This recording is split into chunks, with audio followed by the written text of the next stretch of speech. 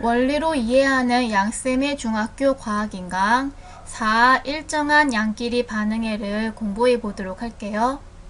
화학 반응이 일어날 때 반응 물질들은 어떤 질량비로 반응을 할까요? 실험을 해 보도록 할게요.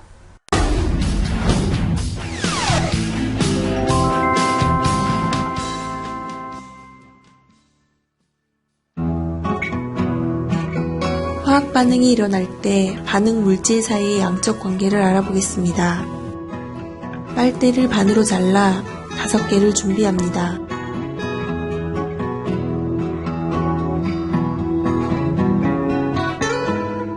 각 빨대의 한쪽 끝을 실리콘 마개로 막습니다. 각 빨대의 번호를 표시하여 순서대로 홈판에 꽂습니다.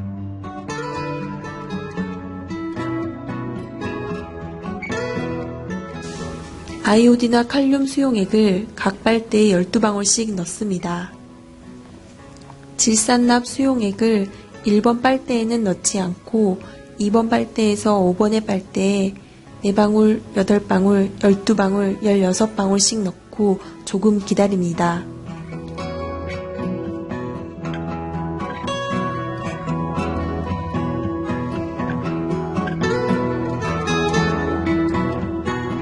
생성된 앙금이 모두 가라앉으면 홈판에서 빨대를 빼고 각 빨대에 생긴 앙금의 높이를 자로 측정합니다. 스포이트로 3번 빨대 위에 맑은 용액을 조금 덜어내고 덜어낸 용액을 페트리 접시에 2군데로 나누어 한 방울씩 떨어뜨립니다. 페트리 접시 위에 한쪽 용액에 아이오딘과 칼륨 수용액을 한 방울 떨어뜨리고 페트리 접시 위에 다른 쪽 용액에 질산납 수용액을 한 방울 떨어뜨립니다.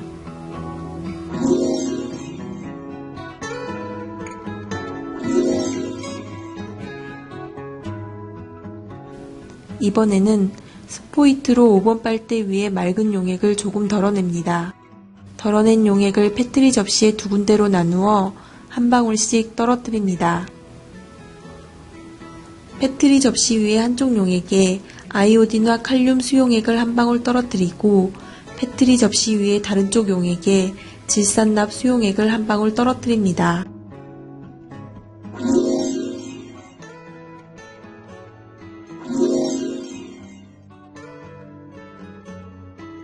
실험에 대해서 설명을 해 보도록 할게요. 학습지에 1. 여러가지 화학 반응에서의 질량비 1. 아이오딘화 납의 생성에 대해서 정리를 해 보도록 할게요. 1번, 2번, 3번, 4번, 5번 빨대에다가 아이오딘화 칼륨 수용액을 12방울씩 다 떨어뜨려 놨었잖아요.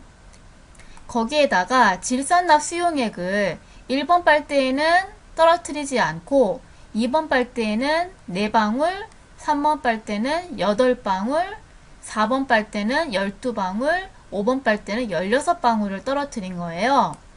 자, 이런 식으로 아이오딘화 칼륨 수용액과 질산납 수용액이 반응을 하게 되면 보다시피 노란색 앙금이 생기는 걸 볼 수가 있고요. 자, 이거를 화학 반응식으로 써보면요. 아이오딘화 칼륨 더하기 질산납을 하게 되면 질산 칼륨이랑 아이오딘화 납이 생기는데 여기서 아이오딘화 납이 노란색 앙금인 거예요. 그리고 질산이온과 칼륨이온은 그냥 수용액에 이온 상태로 남아있는 거죠. 이렇게 앙금이 생성된 다음에 앙금이 가라앉을 때까지 기다린 다음에 이 앙금의 높이를 자를 이용해서 측정을 하는 거예요. 그래서 여기 앙금의 높이가 몇 밀리미터인지 측정해서 적어주게 되는 거죠. 그래서 앙금의 높이를 측정을 해보면 1번 빨대는 0ml이고요. 2번은 11ml, 3번은 24ml, 4번은 38ml, 5번은 38ml로 측정이 된 거예요. 여기서 이 앙금의 높이라고 하는 것은 앙금의 질량에 비례하는 거죠. 그러니까 앙금의 질량을 알아보기 위해서 대신에 앙금의 높이를 측정을 해본 거예요. 자, 이때 앙금의 높이가 어떻게 변했는지를 보게 되면요. 우선 빨대 1번은 앙금이 생기지 않았어요. 왜냐하면 빨대 1번은 질산납 수용액을 넣지 않았으니까 앙금이 생기지 않은 거고요. 그 다음 보시면 빨대 2번, 3번, 4번, 5번을 쭉 경향을 보시면 앙금의 높이가 질산납 수용액의 양이 많을수록 증가하는데 여기서부터는 질산납 수용액의 양이 많아져도 더 이상 앙금의 높이가 증가하지 않는 걸 볼 수가 있는 거죠. 그리고 아까 실험에서 기억날 건데 이 빨대 3번에 있는 맑은 용액을 이렇게 떨어뜨린 다음에 뭔가 실험을 했었잖아요. 이렇게 빨대 2번과 3번에 있는 맑은 용액에다가 질산납 수용액을 떨어뜨리면 노란색 앙금이 생겨요. 그 얘기는 2번, 3번 빨대의 이 맑은 용액에는 아이오딘화 이온이 들어있다는 거죠. 그래야지 아이오딘화 이온과 이 납 이온이 결합해서 아이오딘화 납에 노란색 앙금이 생기는 거잖아요. 그리고 빨대 5번의 맑은 용액도 실험을 했는데요. 이 경우에는 아이오딘화 칼륨 수용액을 떨어뜨렸을 때 노란색 앙금이 생성돼요. 그 얘기는 빨대 5번의 맑은 용액에는 납이온이 들어있다는 거죠. 그래야지 아이오딘화 납이 결합해서 아이오딘화 납이라고 하는 노란색 앙금이 생기는 거니까요. 그러면 아이오딘화 칼륨 수용액에 넣어주는 질산납 수용액의 양이 증가함에 따라서 생성되는 앙금의 양이 증가하는데 어느 순간에는 앙금의 양이 더 이상 증가하지 않는 이유가 무엇인지를 알아보도록 할게요. 자, 밑에 보면 아이오딘화 납의 생성 모형이 나오는데요. 아이오딘화 이온과 납 이온은 2대1의 개수비로 결합을 해서 이렇게 PbI2라고 하는 아이오딘화 납 노란색 앙금을 만들게 되는 거예요. 밑에 빨대에서 봐도 알겠지만은 아이오딘화 이온과 납이온이 2대1의 개수비로 결합을 해서 PbI2라고 하는 앙금을 만드는 걸 볼 수가 있죠. 자, 그랬을 때 이제 각 빨대들의 상황을 분석을 해보면요. 빨대 2번, 3번 같은 경우에는 아이오딘화 칼륨 수용액보다 질산납 수용액의 양이 적잖아요. 이런 경우에는 자, 빨대 3을 대표로 볼게요. 납 이온이 모두 아이오딘화 이온이랑 아까 얘기했던 2대1의 개수비로 결합을 해서 앙금을 생성했고 위쪽에 맑은 용액에 아이오딘화 이온이 남아있는 상태가 되는 거예요. 자, 이번에는 빨대 4를 분석해 보면요. 빨대 4와 같이 아이오딘화 칼륨 수용액과 질산납 수용액의 양이 같을 때에는 여기 보시면 납 이온이 아이오딘화 이온과 모두 결합을 해서 앙금을 생성해요. 물론 아까 얘기했듯이 아이오딘화 이온과 납 이온은 결합 개수비가 2대1인 걸 볼 수가 있고요. 그래서 위쪽이 맑은 용액에는 남아있는 이온이 없는 거죠. 자, 이번에는 빨대 5번을 보면요. 빨대 5번 같이 아이오딘 화학 칼륨 수용액보다 질산납 수용액의 양이 더 많은 경우, 그런 경우에는 납 이온이 아이오딘화 이온과 모두 결합해서 앙금을 생성했어요. 아이오딘화 이온 2대 납이온 1의 개수비로 다 결합을 했는데 그러고 나서도 위쪽에 맑은 용액에 납 이온이 남아있는 상황인 거죠. 그래서 빨대 1, 2, 3까지는 아이오딘화 칼륨 수용액보다 질산납 수용액의 양이 적을 때인데 이때는 질산납을 넣어주면 넣어줄수록 앙금이 점점점 많이 생성되게 되겠죠. 그런데 4번에서는 아이오딘화 칼륨 수용액과 질산납 수용액의 양이 같아요. 그때 아이오딘화 이온과 납 이온이 모두 결합해서 앙금이 생성되는 걸 볼 수 있었고 이 5번 빨대의 경우에는 아이오딘화 칼륨 수용액보다 질산납 수용액의 양이 더 많잖아요. 이런 경우에는 용액 속에 아이오딘화 이온이 모두 결합해서 앙금을 생성했고요. 그리고 납 이온을 더 넣어줬지만 더 이상 반응할 아이오딘화 이온이 없는 상태잖아요. 그래서 넣어주는 질산납 수용액의 양이 증가해도 더 이상 앙금이 생성될 수가 없기 때문에 이 앙금의 양이 더 이상 증가하지 않고 일정하게 되어지는 거예요. 자, 그러면 지금까지 설명한 것을 플래시 영상으로 보도록 할게요. 아이오딘과 칼륨 수용액에 있는 아이오딘화 이온을 그린 거고요. 질산납 수용액에 있는 나비온을 그린 거예요. 자, 이렇게 나비온을 넣어주게 되면 아이오딘화 이온과 나비온이 2대1의 개수비로 결합해서 아이오딘화 납 앙금을 만들게 되는 거죠. 자, 그런데 더 이상 반응할 아이오딘화 이온이 없는 경우에는 나비온을 계속 넣어준다고 해도 앙금이 더 이상 생성될 수가 없잖아요. 그래서 더 이상 나비온을 넣어준다고 해도 앙금의 높이는 일정하게 유지가 된다는 내용이에요. 그래서 아이오딘화 납 앙금을 만들 때 아이오딘화 이온과 나비온이 항상 2대1의 개수비로 결합을 해서 PbI2라고 하는 아이오딘화 납 노란색 앙금을 만든다 라는 얘기를 했어요. 이런 식으로 아이오딘화 이온과 나비온이 항상 일정한 개수비인 2대1의 개수비로 결합을 하기 때문에 아이오딘화 이온과 나비온이 항상 일정한 질량비를 가지면서 결합을 하게 되겠죠. 자, 그래서 질량비가 얼마인지를 계산을 해볼게요. 우리 원소의 주기율표를 예전에 배웠는데요. 주기율표를 보면 여기 1.00794, 4.00260이라고 하는 이런 숫자가 적혀 있잖아요. 이런 거를 원자량이라고 하고요. 이건 뭐냐면 원자 한 개의 실제 질량은 매우 작아서 그대로 사용하기에는 불편해요.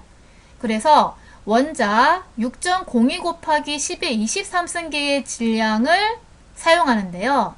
다시 얘기하면 수소 원자 6.02 곱하기 10의 23승계의 질량이 1.00794g이다 라는 얘기예요. 이거를 원자량이라고 하는 거예요. 그래서 원자량이 밑에 쭉 써져 있는 걸 볼 수 있는데, 자, 우리가 알고자 하는 거는 아이오딘화 이온의 질량과 납 이온의 질량이잖아요. 자, 지금 보면 아이오딘 원자의 질량은 대충 반올림하면 127g이고요. 납 원자의 질량은 반올림하면 207g이잖아요. 자, 그랬을 때 이온의 질량은 얼마인가 생각해보면 이온은 원자에서 전자 한두 개를 얻거나 잃은 건데 전자의 질량은 매우 작아서 무시를 할 수 있어요. 그래서 이온의 질량은 원자의 질량과 같다고 볼 수 있어요. 그러니까 아이오딘화 이온의 질량은 127g, 나비온의 질량은 207g이라고 얘기할 수 있겠죠. 자, 그래서 이온의 상대적인 질량은 아이오딘화 이온이 127, 나비온이 207 이렇게 얘기를 할 수 있고요. 그러면 이제 질량비를 계산해 볼게요. 아이오딘화 이온은 한 개가 127인데 개수가 두 개니까 곱하기 2를 해주면 질량이 254가 되고요. 나비온은 한 개의 질량이 207인데 개수가 한 개니까 곱하기 1 하면 질량은 207이 돼요. 그러면 결합하는 질량비는 254대 207이죠. 그러면 대략 250대 200이니까 약분하면 5대 4의 질량비가 성립하는 거예요. 그러니까 정리를 하자면 아이오딘화 납 이 앙금을 만들 때 항상 아이오딘화 이온과 나비온이 2대1의 개수비로 결합을 하기 때문에 반응하는 아이오딘화 이온과 나비온의 질량비는 항상 5대 4가 된다 라는 것을 우리가 알 수가 있어요. 그럼 이해를 돕기 위해서 각 빨대에서 반응에 참여하는 아이오딘화 이온과 나비온의 질량비를 실제 이 모형이지만 계산을 해볼게요. 자, 빨대 3 같은 경우에는 아이오딘화 이온이 8개고 나비온이 4개잖아요. 그럼 질량비 계산하면 아이오딘화 이온은 개수 8개 곱하기 1개 질량이 127이죠. 그 다음에 나비온은 개수 4개 곱하기 1개 질량이 207이니까 이 질량비를 계산하면 5대 4가 나와요. 그러니까 반응하는 아이오딘화 이온 대 나비온의 질량비가 5대 4다 그런 얘기고요. 빨대 4번, 5번도 계산해 보면요. 반응하는 아이오딘화 이온이 개수가 12개예요. 그리고 나비온은 개수가 6개잖아요. 그럼 질량 B를 계산하면 아이오디나 이온은 12개 곱하기 1개 질량인 127이고 나비온은 6개 곱하기 1개 질량은 207이고 이거 계산하면 5대4가 나와요. 그러니까 빨대 4번, 5번도 마찬가지로 반응하는 아이오디나 이온과 나비온의 질량 B가 5대4다. 그런 얘기예요. 그래서 다시 정리를 하면 아이오딘과 나비라고 하는 앙금을 만들 때 항상 아이오딘화 이온과 나비온이 2대1의 개수비로 결합을 하기 때문에 아이오딘화 이온과 나비온의 질량 B는 항상 5대4로 일정하게 반응을 한다 라는 그런 얘기인 거죠. 그러면 학습지에 나오는 1. 아이오딘과 납을 이루는 성분 원소의 질량 B를 정리해 보도록 할게요. 자, 이 실험의 경우에는 10% 아이오딘과 칼륨 수용액 6ml에다가 10% 질산납 수용액을 이렇게 0, 2, 4, 6, 8, 10ml를 넣었을 때 앙금의 높이 변화를 그래프로 그려놓은 거예요. 자, 지금 보다시피 앙금의 높이가 증가하다가 더 이상 증가하지 않는 것을 볼 수 있고요.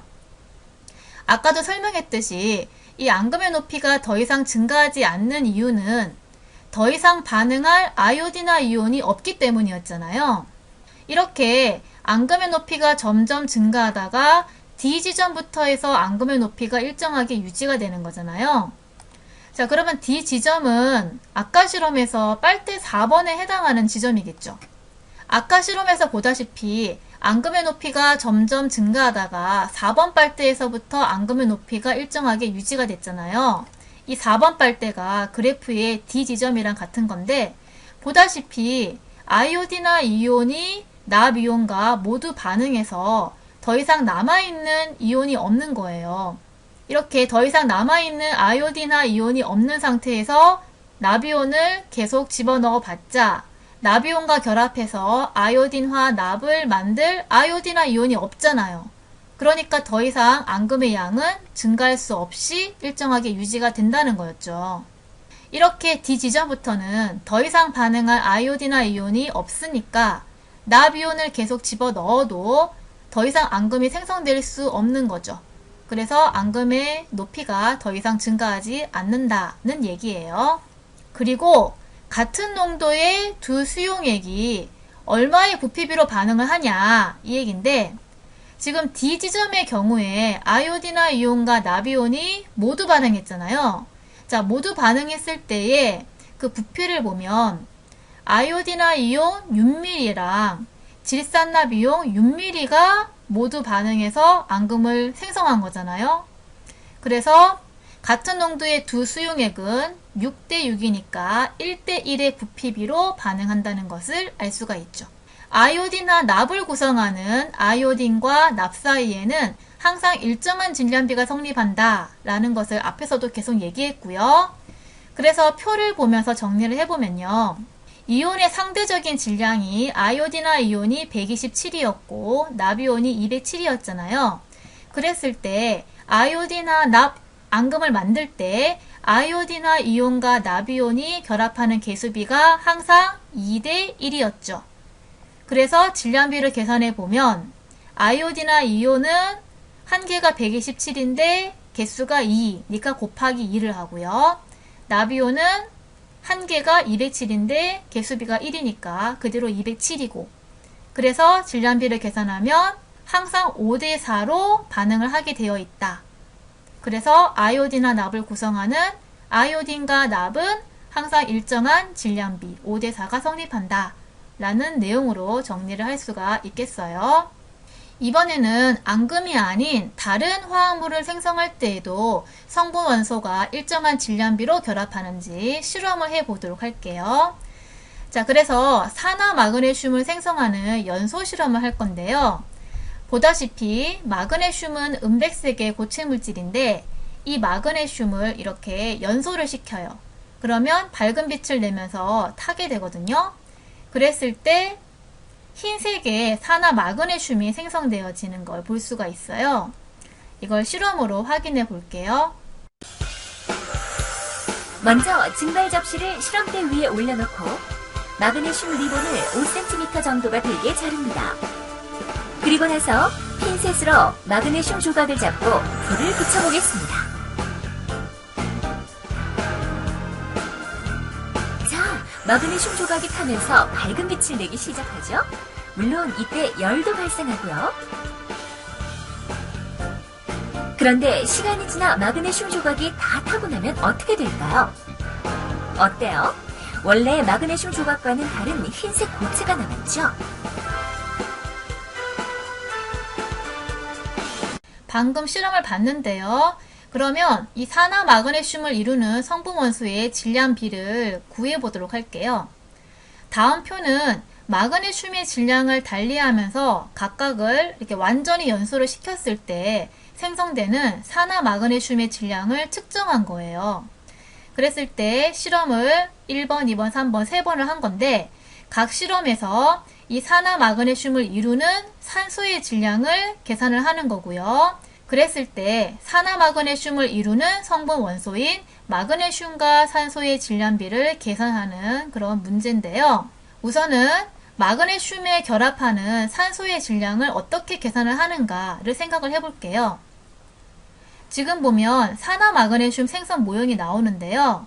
마그네슘을 연소시키면 마그네슘이 공기 중에 산소랑 결합을 해서 산화 마그네슘을 생성하게 되는 거예요.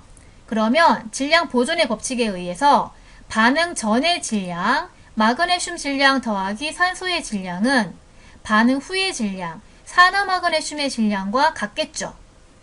그러면 산소의 질량은 산화 마그네슘의 질량 넘겨서 빼기 마그네슘의 질량을 하면 산소의 질량을 구할 수 있다는 거잖아요. 그래서 산소의 질량을 구해 볼게요. 자, 실험 1의 경우에는 산소의 질량이 산화 마그네슘의 질량 0.5 빼기 마그네슘의 질량 0.3 해서 0.2g이 되는 거고요. 실험 2에서 산소의 질량을 구해보면요. 산화 마그네슘의 질량 1.0 빼기 마그네슘의 질량 0.6 해서 0.4g 되고요. 실험 3에서 산소의 질량 구해보죠.